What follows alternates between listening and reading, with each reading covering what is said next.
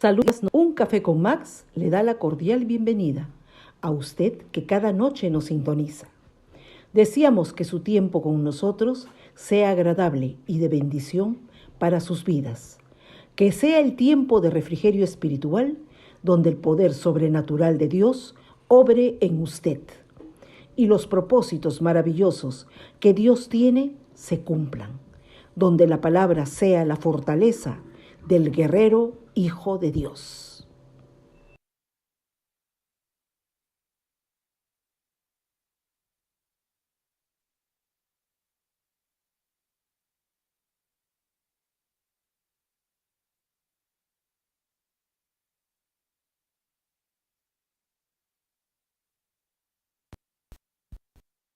Un toque, su atmósfera de suya.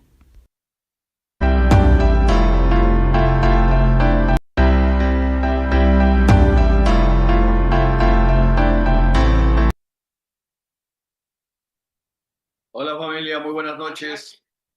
Gracias, Caleb.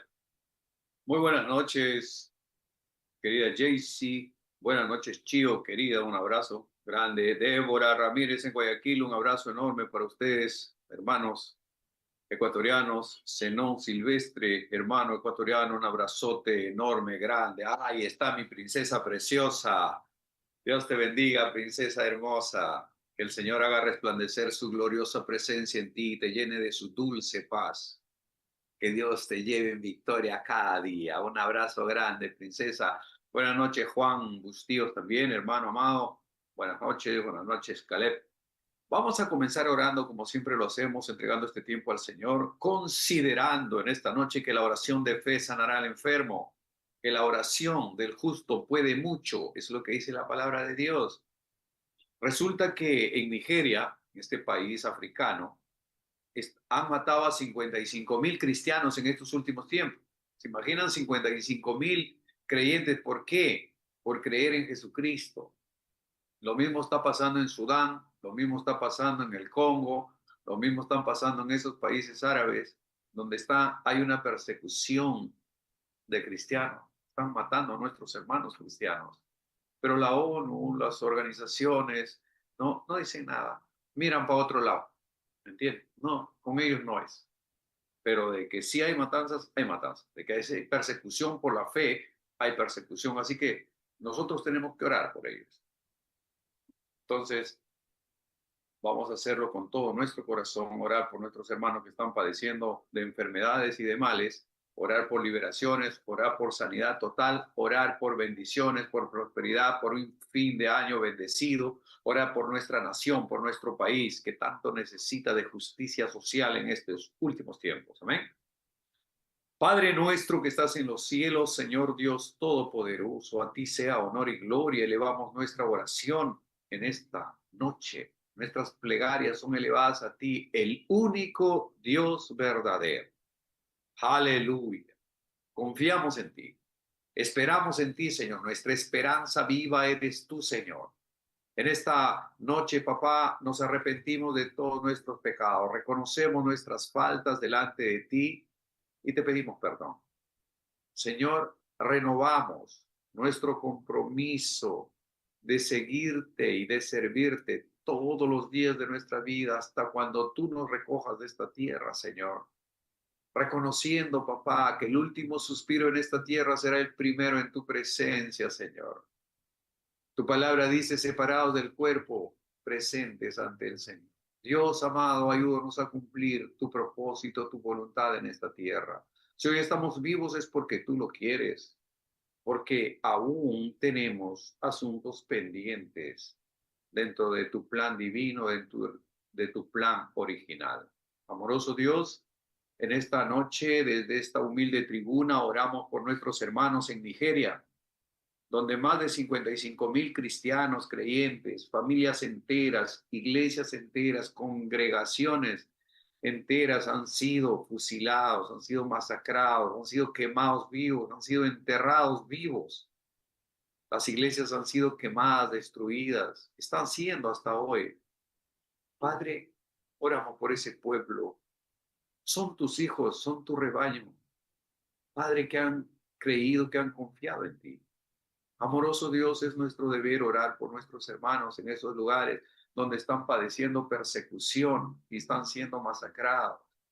Amoroso Dios, intercedemos, clamamos para que tu gracia y tu favor, tu misericordia sea con nuestros hermanos amados en esos lugares donde están siendo perseguidos y masacrados. Señor, hay varios países allí, Señor, incluidos los países árabes, donde el Islam está creciendo de una manera espantosa y están obligando a todos los cristianos a renunciar a su fe o simplemente son degollados. Padre bueno, Señor de la gloria, oramos por ellos, oramos por Occidente, por nuestros países latinoamericanos, donde podemos predicar tu palabra, donde podemos reunirnos con libertad para adorarte, para bendecirte, y no somos agraviados, Señor, por decir que somos cristianos. Probablemente se burlen de nosotros, probablemente hagan burla, hagan mofa, pero ¿qué importa?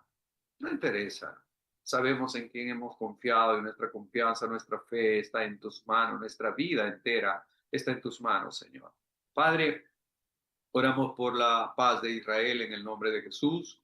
Oramos por Benjamín Netanyahu, este primer ministro valiente, valeroso, realmente un hombre de fe, un hombre que ha demostrado al mundo, Señor, lo que significa creer en el Jehová de los ejércitos, en el Dios de Israel y poner a Israel en el lugar que corresponde. Muchas gracias por la vida de este varón, por su esposa, por su familia. Protégelo, cuídalo, a su gabinete, a sus ministros, Señor, a todo el equipo que le acompaña y a cada soldado que están distribuidos en diferentes lugares defendiendo a Israel. Señor, bendícelos, sé tú con ellos. Tu palabra dice, Señor, los que bendijeren a Israel serán bendecidos.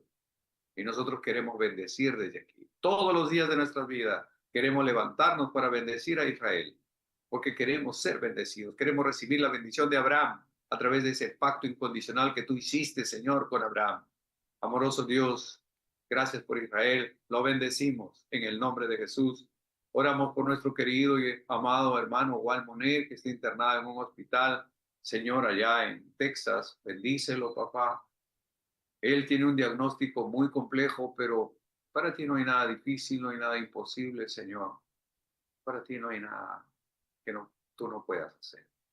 Nos unimos a la oración de mucha gente, de muchos creyentes, de la comunidad 3 días que están orando por él. Bendícelos, Padre. Y que sigan orando, clamando por nuestro querido Juan en el nombre de Jesús. Oramos por Sergio Yactayo, que está internado en el Hospital 2 de Mayo. Él es un amigo, un hermano de la comunidad 3 días también, que ha sido internado para una operación. Oramos por él. Él está fuerte, está firme. Su operación no es de riesgo, pero igual oramos para que tú lo saques con bien de ese lugar, en victoria y en bendición. En el nombre de Jesús oramos por nuestro querido Sergio Yactayo, en el nombre de Jesús. Oramos por nuestro querido Juan González y por nuestro querido Juan Bustíos, en el nombre de Jesús. Tú conoces el corazón de ellos y tú, Señor, respaldas su fe. Tú eres el galardonador de la fe. Bendícelos, Padre. Nosotros desde esta humilde tribuna oramos por ellos, son nuestros hermanos y los queremos, los apreciamos y nuestras oraciones están dirigidas a ti por ellos. Oramos por Débora, en el nombre de Jesús, por nuestra pequeña, nuestra querida princesa preciosa, por Débora, en el nombre de Jesús. Señor, bendícela, que nunca pierda su sonrisa, que siempre transmita tu gloria, Señor, al sonreírnos. Gracias, Señor. Es de bendición para nosotros, para este grupo, para mí en particular. Por tanto, bendigo a Débora en el precioso nombre de Jesús. Envío tu palabra de poder. Tu palabra dice, envió su palabra y los sanó y los libró de su ruina. Salmo 107:20. Yo lo declaro con fe en el nombre de Jesús. Para Débora, que tú bendigas a su mamá Rita, a su familia, a todo su entorno, a Zenón Silvestre, a toda la tribu por ahí. Que tu gracia y tu favor sea con ellos en el nombre de Jesús. Que tu gracia sea también con Amira, con la nieta de nuestro querido Zenón. Bendícelo completamente, ayúdalo a crecer, oh Dios mío, bajo los pactos tuyos, bajo tu bendición en el nombre de Jesús, porque son hijos de nietos de un gran hombre de Zenón. Lo bendecimos en el nombre de Jesús. Gracias, Señor, por la familia de la fe allá en Guayaquil, Ecuador, en el nombre de Jesús. Te adoramos, te bendecimos en esta noche. Entregamos este tiempo, Señor, este tiempo de meditación de tu palabra Habla a nuestros corazones, Señor. Habla a los corazones de mis hermanos como hablaste conmigo hoy al preparar el tema, al meditarla, Señor, al estudiarla, Señor. Que ellos también sean edificados, Padre, en el nombre de Jesús. A ti sea honor y gloria en el nombre de Cristo nuestro Señor. Amén. Amén. Y amén. Muy buenas noches, familia. Qué bueno. Buenas noches, Pastor Willy. Buenas noches, Chio, Zenón, Débora, Juan González, María Rivas Barragán. Un abrazote grande. Benny, Jaycee, querida. Un abrazo enorme. Ya tenemos la casa llena. Vamos para adelante en el nombre de Jesús. Como dije al comienzo, es una enorme bendición estar vivos. El milagro de la vida. Estamos aquí. Gloria a Dios, porque Él lo quiere. Vamos a continuar lo que nosotros hemos comenzado en el tema que está basado en Lucas 11:9, donde el Señor le dice a sus discípulos, Lucas 11:9, y yo os digo, pedid y se os dará, buscad y hallaréis, llamad y se os abrirá, porque todo aquel que pide, recibe, y el que busca, halla, y al que llama, se le abrirá. Sobre la base de ese pasaje bíblico es que vamos a tener los estudios en esta noche. ¿Ven? Anoche estuvimos hablando sobre cómo el Señor puede hacer las cosas imposibles posibles, cómo el universo entero puede cambiar su rumbo, puede pararse, puede retroceder, puede adelantarse, porque Él es el que gobierna este universo, Él es soberano. Vimos cómo Josué, ¿no?, estaba en guerra con sus enemigos, ¿no?, con los amorreos, y si venía la noche, ellos no iban a terminar la batalla, porque sus enemigos estaban huyendo. Y ahí es donde Josué habla con Dios y le dice, ¿no?, para que detenga el sol, para que no avance, para que se pare. Y como todo un día el sol no se movió, se quedó paralizado ahí hasta que ellos concluyeron, ¿no?, con toda la batalla, eliminando a todos sus enemigos. Ese es nuestro Dios. Ahora vamos a ver algo interesante, ¿no? Y voy a pedir que nuestra querida Jaycee pueda leer en Segunda de Reyes, capítulo 20, versos del 1 al 11, y sobre este pasaje bíblico vamos a estar meditando en esta noche. Jaycee.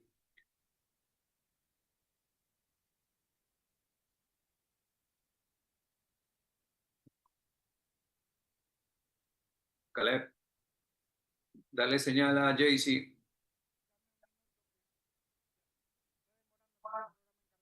Un segundo, un segundo. Un segundo, usted está dando audio, Jaycee querida. Ya estamos. Ya, vamos a compartir la palabra de Dios. En aquellos días, Ezequías cayó enfermo de muerte, y vino a él el profeta Isaías, hijo de Amós, y le dijo: Jehová dice así: ordena tu casa, porque morirás y no vivirás. Entonces él volvió su rostro a la pared y oró a Jehová y dijo: te ruego, oh Jehová, te ruego que hagas memoria de que he andado delante de ti en verdad y con íntegro corazón, y que he hecho las cosas que te agradan. Y lloró Ezequías con gran lloro. Y antes que Isaías saliese hasta la mitad del patio, vino palabra de Jehová a Isaías, diciendo: vuelve y di a Ezequías, príncipe de mi pueblo: así dice Jehová, el Dios de David tu padre: yo he oído tu oración y he visto tus lágrimas. He aquí que yo te sano.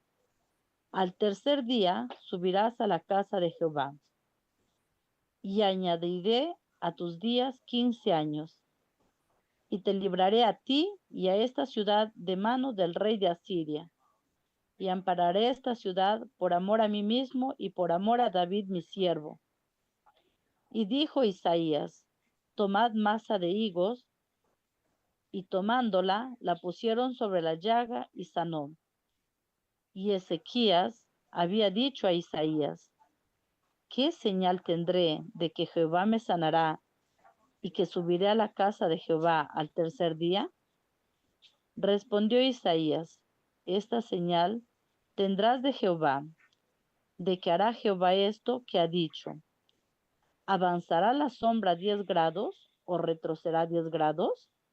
Y Ezequiel respondió, fácil cosa es que la sombra decline 10 grados, pero no que la sombra vuelva atrás 10 grados. Entonces el profeta Isaías clamó a Jehová e hizo volver la sombra por los grados que había descendido en el reloj de Acaz, 10 grados atrás.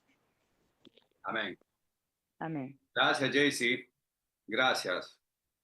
Entonces, mis hermanos, nosotros anoche veíamos cómo el poder sobrenatural de Dios está por encima de toda la creación, de todo el universo. Está muy por encima de todo. Él tiene control absolutamente de todo, del aire, de las hojas que se caen, de los árboles, de los pajarillos que pueden ser heridos y caen. Él lo conoce. Aún vuestros cabellos, nuestros cabellos, están todos contados. Es increíble, ¿verdad? Ustedes pueden imaginarse por un instante que el Señor llama a las estrellas por su nombre. O sea, toda esa infinidad, esa constelación de estrellas, cada uno tiene su nombre, cada estrella, y a cada uno lo llama por su nombre. Entonces, estamos ante un Dios infinitamente grande. Qué tremendo, ¿verdad? Qué tremendo saber que tenemos un único Dios verdadero, de quién somos, a quién servimos y en cuya presencia estamos en esta noche. El pasaje que ha leído Jaycee, Segunda de Reyes 20, del 1 al 11, es exactamente el pasaje que está en Isaías 38, del 1 al 5. Es igual. Si ustedes lo leen, literalmente es lo mismo. Dios profetizó por medio de Isaías. El Señor le dice al profeta Isaías, quiero que vayas ahí al palacio, al rey Ezequías, porque Ezequías era el rey. Y por si acaso era un buen rey. En 100 años, Judá no había tenido un rey tan justo como Ezequías. Entonces, ahí viene el detalle que nosotros tenemos que considerar, ¿no? O sea, porque cuando él ora, él le dice, te recuerdo, Señor, que yo he andado en verdad, en integridad. ¿Cómo le va a decir a Dios, yo he sido íntegro contigo cuando no lo ha sido? No, no hay forma, ¿verdad? Pero aquí vamos deduciendo todo esto de acuerdo a la palabra. Entonces, el Señor le dice a Isaías, su profeta, quiero que te vayas al rey Ezequías y que le digas, ¿no? Así dice el Señor, ordena tu casa porque morirás y no vivirás. Punto, se acabó, listo, fin de la historia, se acabó la película, ¿verdad? Entonces, obviamente, el profeta Isaías viene al rey. Los reyes de ese tiempo tenían una especial atención por los profetas porque a través de los profetas el Señor Dios Todopoderoso les daba directivas a los reyes, les enseñaba, les ministraba, les corregía a través de los profetas. Entonces, los reyes tenían especial atención cuando el profeta venía o cuando el profeta los llamaba al rey. Entonces, el rey, él era todo un rey, majestuoso, ¿no? Todo el monarca. Pero cuando venía el profeta de Dios, ellos solamente agachaban las orejas porque venía el profeta de parte del Señor. Entonces le dice, ¿no? ¿Sabes qué, rey? El Señor me acaba de mandar y me dice que por favor ordenes tu casa porque morirás y no vivirás. Verso 2, entonces él volvió su rostro a la pared y oró a Jehová y dijo, te ruego, oh Jehová, te ruego que hagas memoria de que he andado delante de ti en verdad y con íntegro corazón y que he hecho las cosas que te agradan. Y lloró Ezequías con gran lloro. Dije que durante 100 años más o menos, Judá no había tenido un rey tan íntegro como Ezequías. Ezequías había hecho grandes cosas, había destruido los altares que habían levantado a los ídolos, a dioses paganos, los había quemado, los había destruido. Es decir, había hecho las cosas como conviene. Había sido un buen rey, ¿no? Entonces, Por eso es que él tiene todo ese bagaje como para decirle al Señor, pero Padre, te ruego, oh Jehová, te ruego que hagas memoria, acuérdate, Señor, ¿no? Que he andado delante de ti en verdad y con íntegro corazón y que he hecho las cosas que te agradan.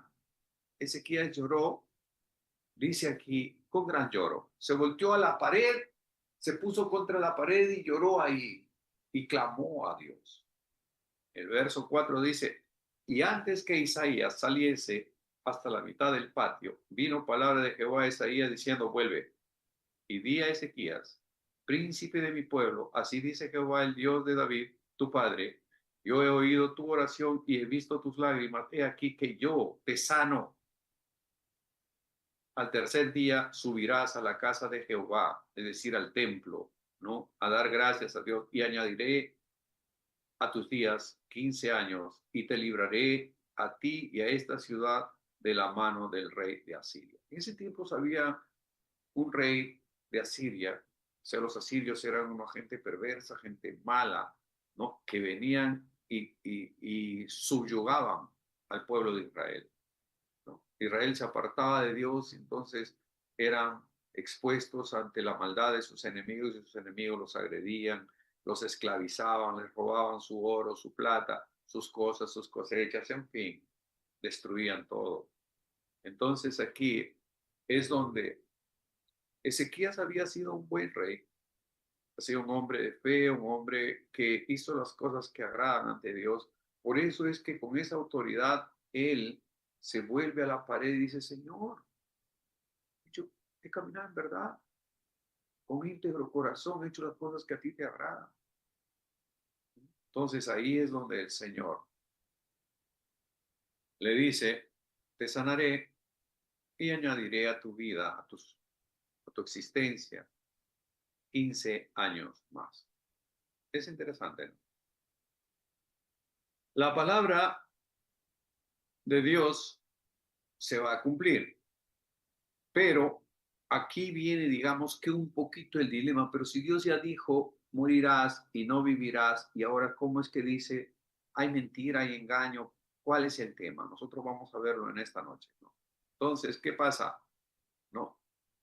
Dios profetizó por medio de Isaías que Ezequías moriría como la inevitable consecuencia física de su enfermedad. Sin embargo, gran parte de esta profecía es condicional y hay muchas profecías que son incondicionales y otras que son condicionales. Están supeditadas. ¿A qué? A la oración del pueblo. Ahora lo vamos a ver.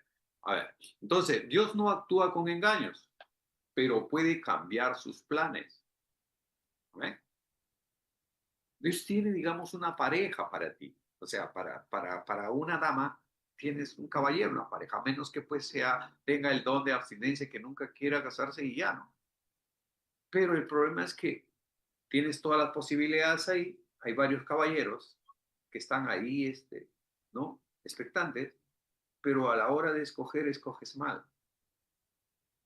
Entonces, escoges la persona incorrecta, indebida, y viceversa. El joven, el hombre, el adolescente, y también, ¿no? Sabe que necesita una esposa, pero en el ramillete de posibilidades están ahí, ¿no? Y escoge mal. Para él tiene una ayuda idónea, separada, preparada por Dios, pero desafortunadamente se equivoca. Es decir, decide mal. Y ahí es donde muchas veces nosotros cometemos errores y las consecuencias las vamos a pagar.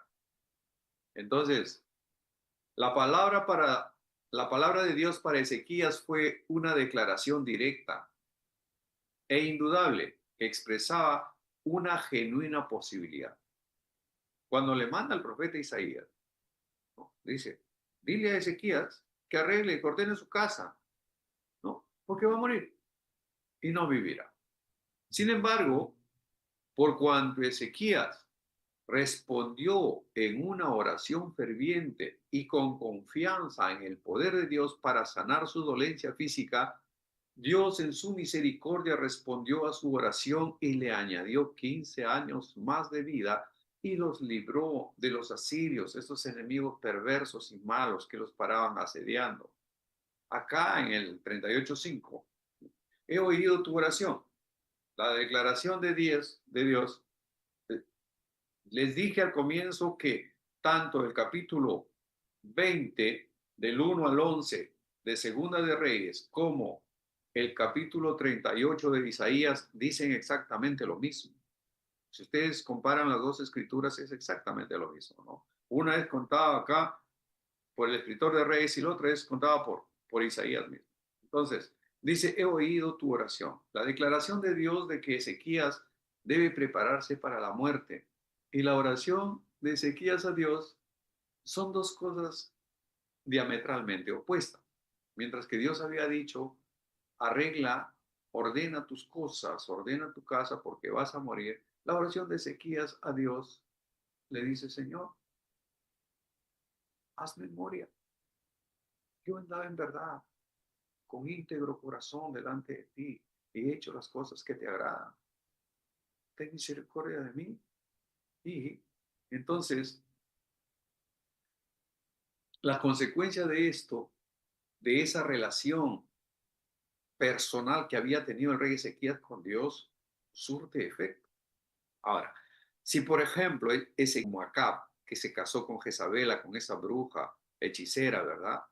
Y que destruyó los templos, destruyó las sinagogas y construyó templos para los dioses paganos. Entonces, ese era un rey malo.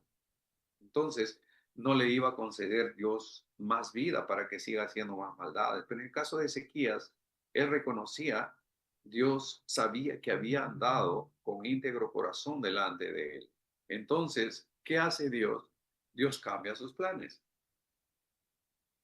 En lugar de que muera, le dijo, ok, te voy a sanar y te voy a añadir 15 años más a tu vida. Interesante, ¿verdad? Ahora, todo lo que Dios declara sobre el futuro no es necesariamente irrevocable. ¿Correcto? Dice que tendríamos hijos, pero no te dice exactamente con quién vas a tener tus hijos. Ahora el tema es la sabiduría tuya, ¿no? Y depender de Dios en cada área de tu vida para que te lleve a la persona indicada. Hay gente que llega, termina su secundaria y no sabe qué estudiar. Hay gente que está 1 año, 2 años estudiando una carrera en la universidad y dice, esta carrera no me gusta, me cambio a la otra y me cambio a la otra y pasan algunos años. Y hay médicos que yo conozco, ¿no? Que son médicos que se han graduado, pero de médicos solamente tienen el título, pero no tienen el corazón de médico. Y conozco a pastores también que han terminado el instituto bíblico, se han graduado de pastores, pero son buenos ferreteros. ¿Ok? Y se lo digo porque los conozco, he compartido con ellos, los he visto cuando han estado estudiando, entonces puedo decir con autoridades, ¿no? Y algunos que son mercenarios de la fe, algunos que han torcido el evangelio y solamente están predicando entre comillas, el evangelio de la prosperidad. Prosperidad, prosperidad, prosperidad y prosperidad, plata, plata, billete, ¿no? Propiedades, bienestar, comodidades. Y el evangelio no necesariamente es eso. Eso es una añadidura al evangelio, a la palabra de verdad. Mas buscad primeramente el reino de Dios y su justicia y todo lo demás vendrá por añadidura. Todo lo demás es añadido, todo lo demás viene de yapa, viene de favor. Conozco a mucha gente que predica el evangelio por dinero, por plata.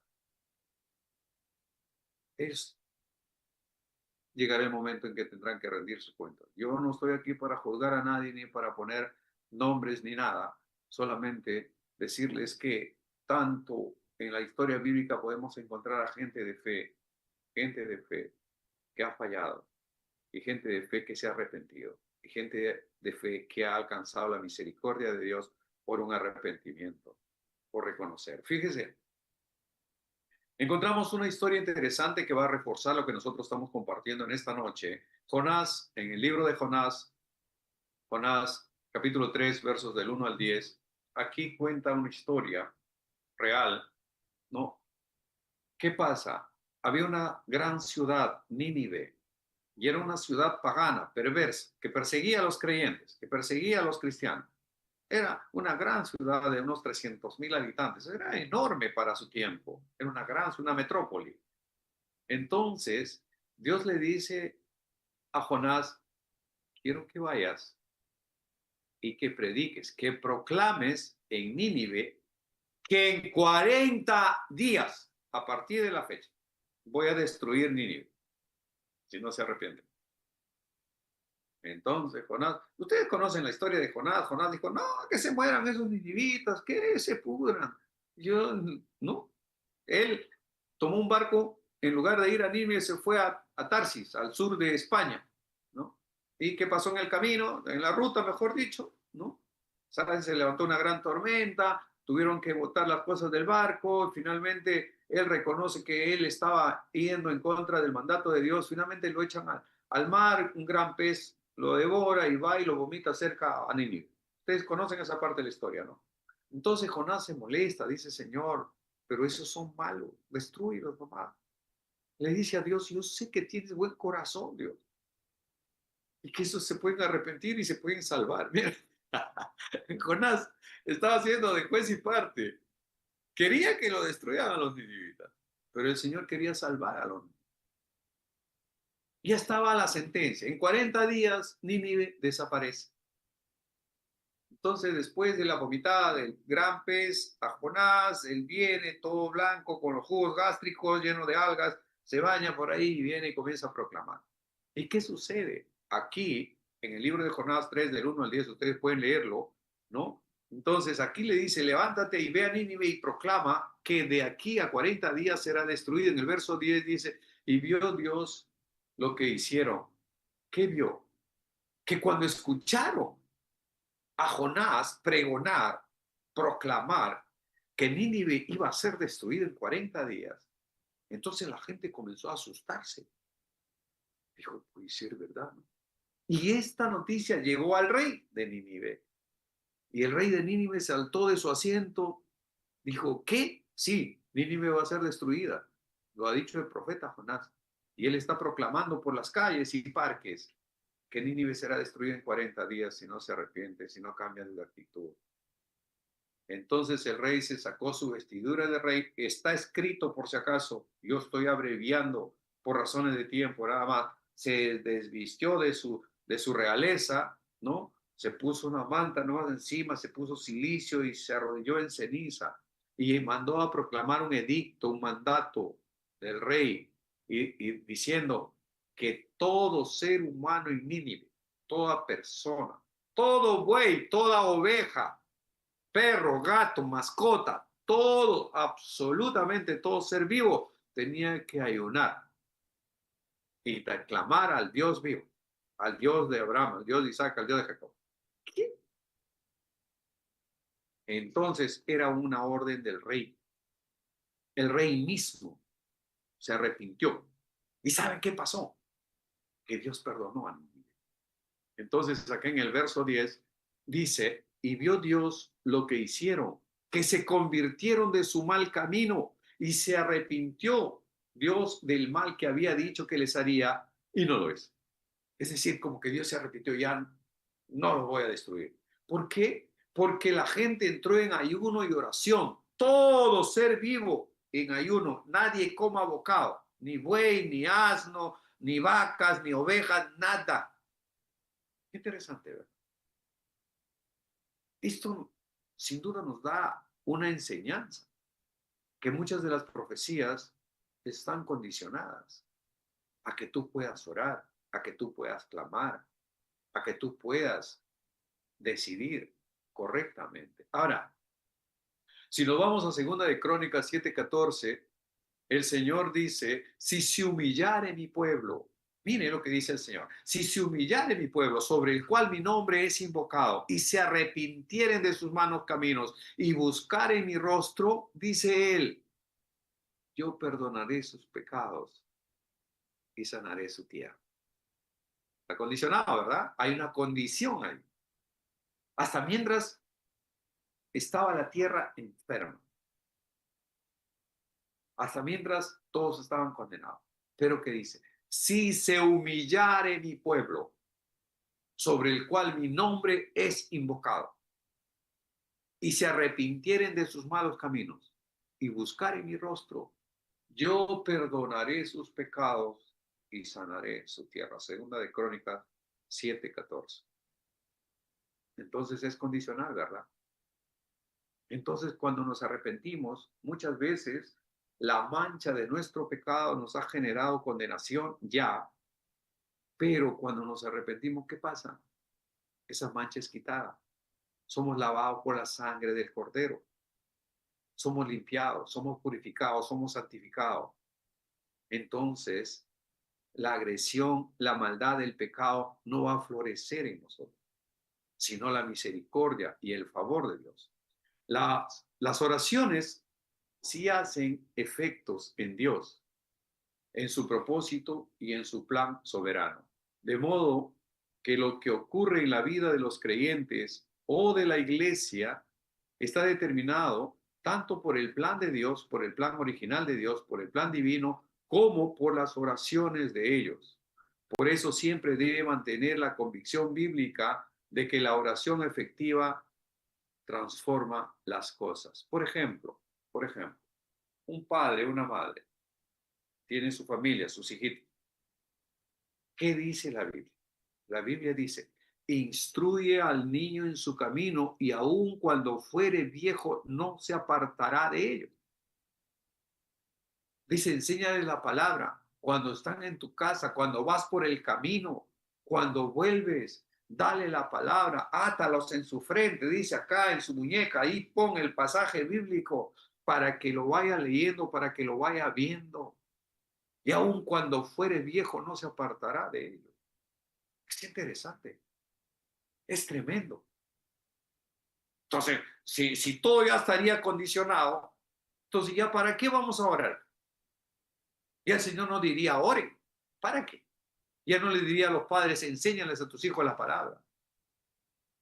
Ya no tendría sentido, ¿no? Entonces, mis hermanos, nosotros estamos por la palabra convocados, invitados a orar los unos por los otros, a orar sin cesar. La oración eficaz del justo puede mucho, dice la palabra. La oración de fe sanará al enfermo. Orad sin cesar. ¿Ven? ¿Por qué? Porque queremos transformar una situación, porque queremos cambiar la determinación que pueda haber sobre nuestras vidas, sobre nuestras familias. Es nuestra responsabilidad como padres. Orar para que ese círculo vicioso de condenación familiar, de maldición ancestral, de maldiciones familiares, tengan que cambiar, tengan que parar, hasta aquí no más. Ya llegó la luz a mi casa, no puede vivir mi familia en oscuridad porque la luz está aquí en mí. Porque el Señor me ha puesto por rey y sacerdote en mi casa. Como rey yo salgo a conquistar, a traer la comida, a traer la provisión. Y como sacerdote soy el que levanto un altar para adorar al Dios Todopoderoso, para poner las fronteras, para trazar, ¿no?, las líneas que el enemigo no debe cruzar en tu casa. Pero tienes que orar, tienes que pedir a Dios. El diablo quiere a tu familia, el diablo quiere a tu hijo, a tu hija, los quiere. Claro que los quiere, pero es tu oración la que salvará a tu descendencia. Joven fui y he envejecido, dijo el rey David. El rey David, joven fui y he envejecido, y no he visto a justo desamparado, ni su descendencia que mendigue pan. Aleluya. Tremenda palabra. Lo dice el rey David con convicción, con seguridad, con certeza, con fe, con autoridad. Él dice, joven fui y yo ya envejecí, ya estoy viejo. He envejecido y no he visto a justo desamparado, ni su descendencia que mendigue pan. Usted camina en justicia, así como caminó Ezequías. Él caminó de acuerdo a la verdad y de íntegro corazón, haciendo las cosas que agradan a nuestro Dios. Y por ser justo, ¿qué hizo Dios con él? Lo sanó de su enfermedad. Le dijo, preparen unas cosas con higos ahí, pónganle en su herida y se sanó. Y al tercer día, ándate al templo a darle gloria a Dios por lo que te ha sucedido. Es interesante, ¿verdad? Cómo el Señor está demandando de nosotros a través de su palabra que muchas veces puede haber una determinación sobre tu vida, sobre tu familia, pero tú puedes cambiar eso.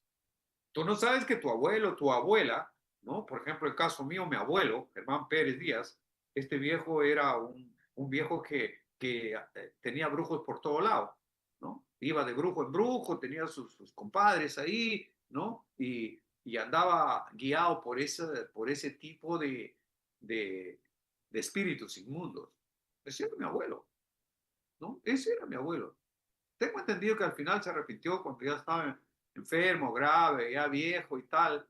Confío en Dios en que se haya arrepentido de verdad y el Señor lo haya perdonado. Pero él vivía así, su vida se manejaba de esa manera, ¿no? Iba de brujo en todo sitio donde iba tenía su compadre, y su compadre espiritual, compadres se llaman esos que confían en sus brujos y hacen lo que su brujo le dice. Entonces, mis hermanos, podíamos haber seguido ese mismo patrón, ¿verdad? Mi abuelo tuvo muchas mujeres y tuvo muchos hijos, en diferentes mujeres. Mi papá tuvo 3 mujeres y en las 3 mujeres tuvo hijos. Entonces, pero ya mi papá, cuando conoce a mi mamá y se casa con ella, ya yo soy el primer hijo de 9, ¿no? Entonces, él ya es cristiano, él conoce la palabra de Dios y él rompe ese patrón de seguir en la vida en ese círculo vicioso de tener varias mujeres y de tener varios hijos en tantas mujeres que podía. ¿Me entienden? Entonces, ya para nosotros, con el favor de Dios, ya yo tuve una esposa nada más y tengo un solo hijo. No, ya no más. Y ahí quedó. Es decir, se rompió ese patrón de tener tantas mujeres y tantos hijos por ahí. Se puede romper una maldición familiar, una maldición generacional, una maldición ancestral. No sabemos si tal vez nuestros padres nos entregaron a ídolos, nos ofrecieron como ofrenda a tal o cual patrón, a tal o cual patrona, o qué sé yo, ¿no? A pagos a la tierra, o qué sé yo, no lo sé. Pero nosotros como padres tenemos que romper con eso. De modo que si alguno está en Cristo, nueva criatura, esas cosas viejas pasaron y aquí todas son hechas nuevas. Hemos sido hechos una nueva creación del Espíritu, no de simiente corruptible. Hemos nacido de nuevo de una simiente incorruptible de Jesucristo. Jesucristo es nuestro Señor. Nuestra vida está en sus manos. No nos preocupemos por el día de mañana. Basta a cada día su propio mal, su propio afán. Dediquemos en la oración, clamemos a Él. Ya vieron aquí cómo Dios puede cambiar el horizonte, cómo puede cambiar una decisión. El Señor quería destruir a Nínive por su maldad, pero se arrepintieron. ¿Y qué pasó? ¿Qué pasó? Dice el verso 10 que Dios vio lo que hicieron, que se convirtieron de su mal camino y dice que él se arrepintió del mal que había dicho que les haría y no lo hizo. No sucedió eso con Sodoma y Gomorra. La sentencia estaba sobre esas dos naciones perversas y paganas, ¿no? De Sodoma y de Gomorra, por la maldad y la perversidad sexual que había en esos lugares. Pero solamente había un justo, Lot nada más, y su esposa y sus 2 hijas. Pero aún así Abraham bogaba porque no sea destruido, y aún así Dios trató hasta el último minuto de que esas ciudades no fueran destruidas, pero no se hallaron justos. Así que tuvo que sacar a Lot, a su esposa y a sus hijas de ahí. ¿Para qué? Para que venga condenación, para que venga el juicio de Dios. Tuvo que sacar al justo de ahí. Entonces, mis hermanos, volvamos al pasaje del rey David. Joven fui y he envejecido y no he visto justo desamparado. Cuando tú vives en justicia, no vas a ser desamparado jamás. Y tu descendencia no va a mendigar pan. sino que va a vivir del pan necesario, sino que va a ser próspero en la tierra. Entonces, la enseñanza en esta noche es eso, que muchas veces puede haber determinaciones sobre tu vida, determinaciones de repente humanas, psicológicas, mentales, emocionales, familiares. No, es que mi familia, todos se separan. Las familias se casan dentro de mi familia, pero todas son madres solteras. Pero como mamá o como papá, tú tienes que romper ese patrón de que todos en mi familia pasa eso. Yo tengo una prima, bueno, por parte de mi esposa, acá en el Callao, y ella dice, y hasta ahora lo dice, es que nosotros las Velázquez, se apellida Velázquez, nosotros las Velázquez, todas nos separamos, todas hemos sido separadas. Y si tú haces un recuento de las Velázquez que se conocen, todos han sido separados, ¿no? Y mi esposa decía, yo no voy a separarme nunca, yo no me voy a separar. Tú dices porque tú crees en eso, pero yo no, interesante. Se rompió en nosotros eso. No se cumplió que nos teníamos que divorciar. Y esta prima, el sábado vamos a estar en su casa. Confío en Dios de que ya haya cambiado su formato, porque hay muchas primas de parte de ella que han estado caminando en ese rumbo, en esa ruta, en ese círculo vicioso que Dios indudablemente quiere cambiar. Entonces, mis hermanos, nosotros ayer veíamos cómo el Señor hizo que se detuviera el universo por la oración de Josué, ¿verdad? Sol, detente en Gabaón, ¿no? Y Luna, tú quédate parada ahí, no te muevas.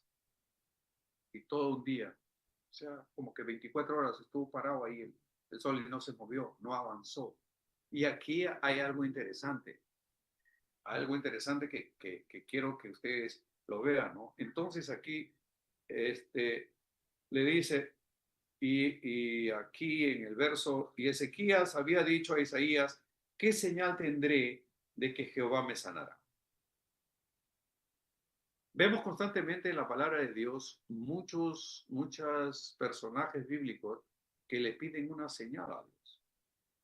Acá en el caso de Ezequías, ya el profeta vuelve, o sea, el profeta Isaías viene, le da el mensaje, bueno, arregla tus cosas, vas a morir, listo, y se va. Entonces comienza a cruzar el patio del palacio y antes que termine del patio de cruzar, el Señor le dice, Isaías, regrésate. Y Isaías se regresa otra vez y le dice, esto dice el Señor, que te vas a sanar y que el Señor te añade 15 años que ha escuchado tu oración y eso. Entonces en el verso 8, y Ezequías había dicho a Isaías, ¿qué señal tendré de que Jehová me sanará y que subiré a la casa de Jehová al tercer día? O sea, ¿quién me prueba? ¿Quién me garantiza eso? Le pregunta al profeta Isaías. En el verso 9 respondió Isaías, esta señal tendrás de Jehová, de que hará Jehová esto que ha dicho, avanzará la sombra 10 grados o retrocederá 10 grados. Entonces Ezequías dice, respondió, fácil cosa es que la sombra avance, ¿verdad? Pero no que la sombra retroceda hacia atrás 10 grados. En el verso 11, el profeta Isaías clamó a Jehová e hizo volver la sombra de los grados que había descendido en el reloj de Acaz por 10 grados. Acá les explico. Antes no habían relojes, pero relojes de pulsera, relojes de pared, relojes digitales, no había reloj en tu celular, no había celular, no había nada de eso. Entonces, ¿qué hacían ellos? Hacían unas estructuras de tal manera que cuando, digamos que era como una pirámide acá, y cuando el sol estaba a las 9 de la mañana, te daba una proyección, una sombra. Endo lo tenían marcado ahí, 9 de la mañana, ¿no es cierto? Y a las 10 de la mañana tenía otra marca, 10 de la mañana, y así sucesivamente.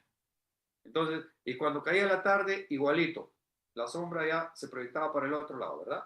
Entonces, ese era como una pirámide, como unos escalones que ellos construían de tal punto que era su reloj. Miraban ahí y ya sabían qué hora era.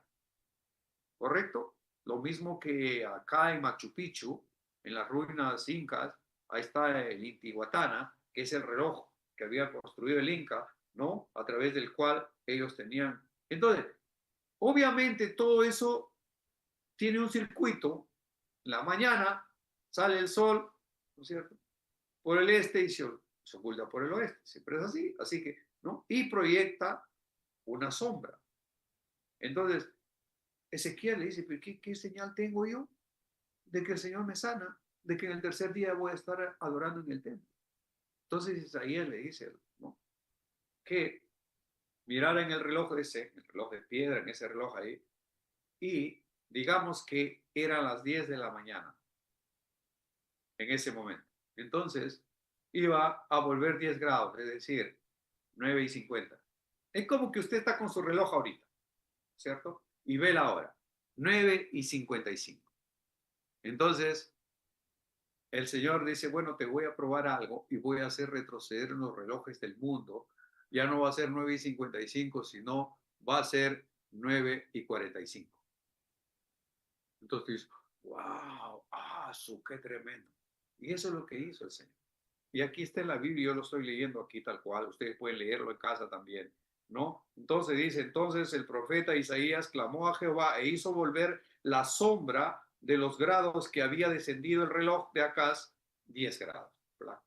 Lo regresó, lo volvió, retrocedió el tiempo para probarle a Ezequías que lo que Dios había dicho era verdad, que lo iba a sanar y que al tercer día iba a estar adorando en el templo y que le daba 15 años más de vida y que lo iba a librar de los asirios.